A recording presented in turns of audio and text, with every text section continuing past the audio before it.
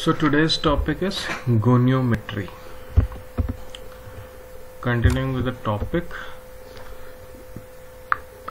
today's session will going to cover the definition of goniometry, its uses, parts of goniometer, degree of freedom, end field, procedure of goniometry, and active range of motion for shoulder and elbow joint. So goniometry means angle and measurement. So by the help of goniometry, it is a device will measure the angle of joint, how much your joint can move in any direction. It is a technique used to measure and document amount of available range of motion of joints. Both for passive range of motion and active range of motion can be measured, and test of MMT and neurological functions are used in conjunction with the goniometry. So here you can see that this is a picture. This you have goniometer, everyone, so just try to see after the lecture. This one is a proximal arm of your goniometer and this one is your distal arm of goniometer. This is a movable one, this is a fixed one. Fine. This is your D of your goniometer, where the ranges are mentioned from 0 to 360 degree. So we will place this goniometer at the starting range of motion, and then you will move your elbow joint from 0 degree of flexion to 140 degree of flexion, and then you will move this movable arm throughout the range, and then after that you will note the reading how much your arm has moved. I hope everyone knows that how to take a reading by the help of this goniometer, because you have used your D or this device for measuring the angles in your geometry classes, I hope in your school days. So uses of goniometry is to identify the abnormal conditions related to the muscles, tendons and joint, such as contracture, decreased range of motion due to disuse or injury, for developing treatment goals, for evaluating progress, lack of progress in rehabilitation treatment, and for the finding effectiveness of specific therapeutic technique, medication and surgical procedures. So these are the uses of goniometer: to identify any abnormal conditions of muscle, tendon, joints, and for recording a baseline measurement, and developing a treatment goals, for checking whether patient is improving or not, and to find any novel technique you have applied on the patient and whether the patient is responding to that technique or not, to measure the effectiveness of that particular technique. So coming to the goniometer again, a standard or universal goniometer consists of stationary arm, moving arm and body. I have already told you, stationary arm, it is a part of the body and cannot move independently. Moving arm is attached to the fulcrum in the center of the body, and the body is a full circle on which 0 to 360 degrees are drawn. Fine. Stationary arm is attached to the body, which is known as D, which have marks of angles from 0 to 360 degree. Moving arm can be moved and it is attached to the fulcrum. Here is a goniometer. You can see that this is a stationary arm which is fixed and attached to the fulcrum. Body, this is your body, D is your body, this is your fulcrum, and this is your moving arm. So when you move anything, you can move this arm here, and this can move up to 360 degree. Moving to the next slide. Inclinometer and gravity goniometer measures the joint range with reference to the line of gravity. So this is another type of goniometer which use gravity to measure a joint range of motion, and this use reference to line of gravity. So this is a line which is perpendicular to your ground, imaginary line which is perpendicular to your ground, and you will use that as a reference. So degree of freedom joints are described in relation to the number of planes that they can move in. Movement in only one plane, example elbow joint and knee joint. Biaxial movement in two planes, example wrist joint. And multi-axial movement in three planes, example shoulder joint. I hope you understand this.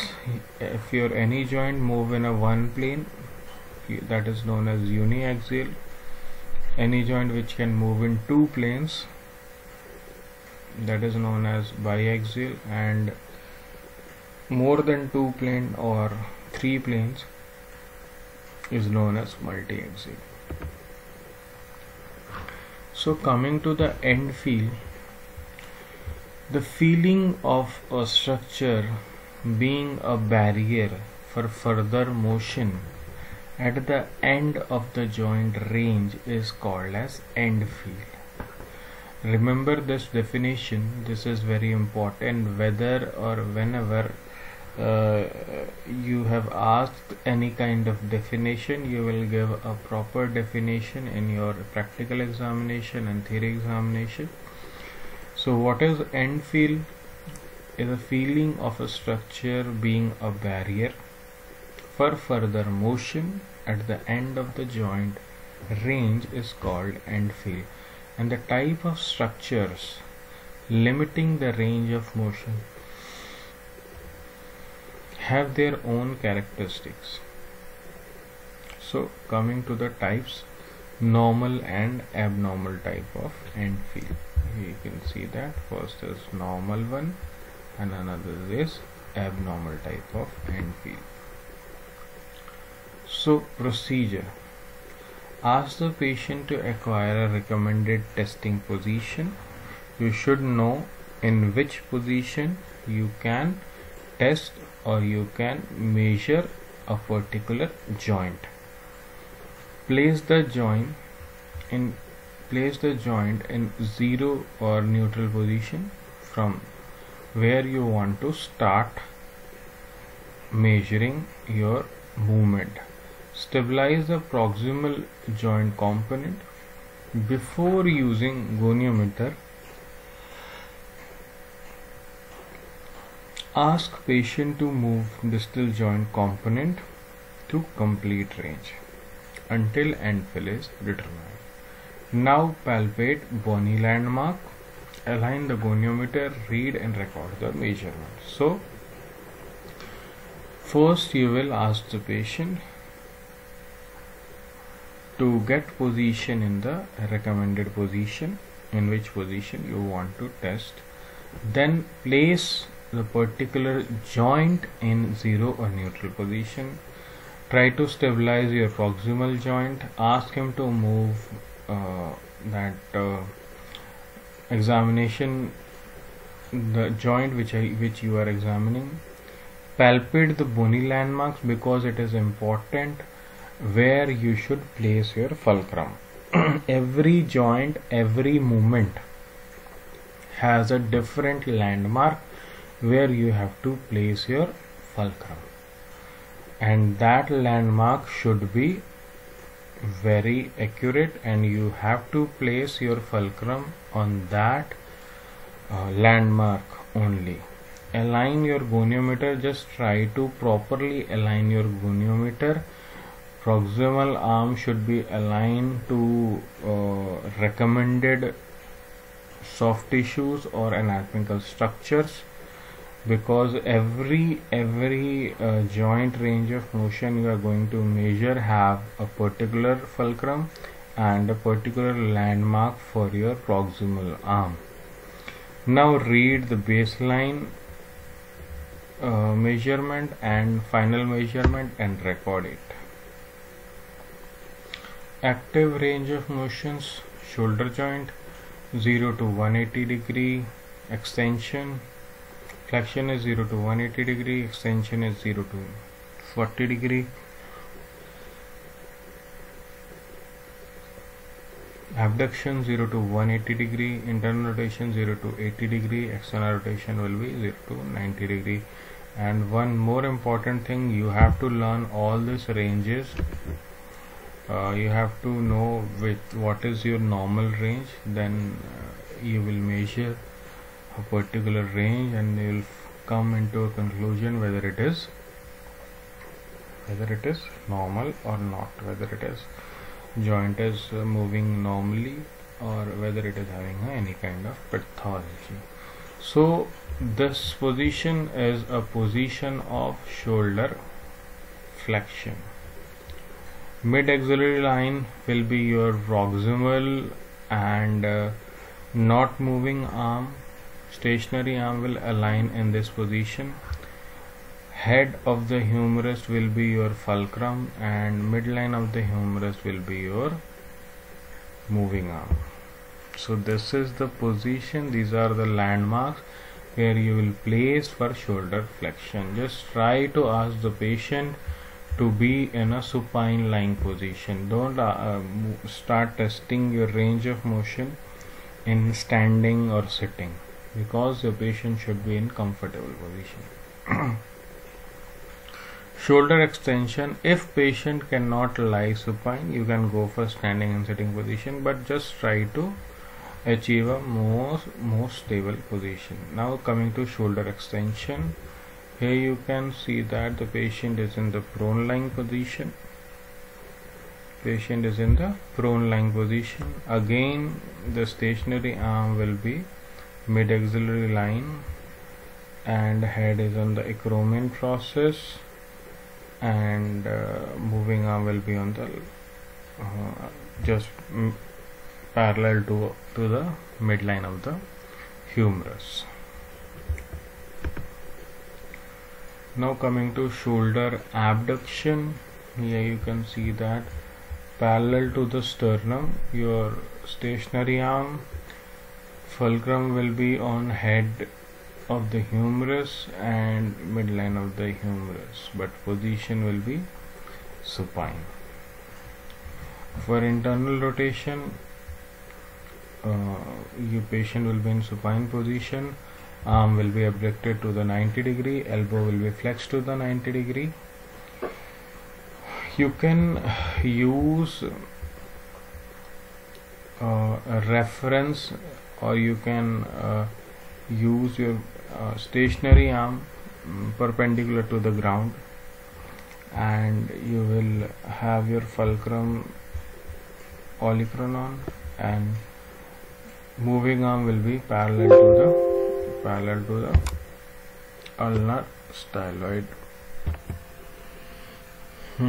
So for coming to the external rotation, you will have same position in comparison to the internal rotation measurement. Same position will be there. You have your proximal arm perpendicular to the ground, fulcrum will be on olecranon process, and moving arm will be parallel to your forearm. You can use ulnar styloid process as a reference.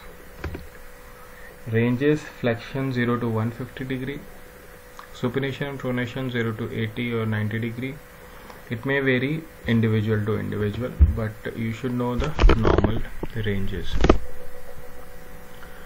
Coming to the elbow flexion and extension, positions of stationary and moving arm will be: lateral epicondyle will be used as a fulcrum reference, and proximal arm or stationary arm, you can use acromion process as a reference. Just align your moving arm in parallel to the mid humeral line and using acromion process as a reference, and Reeder-Stahler process for movable arm.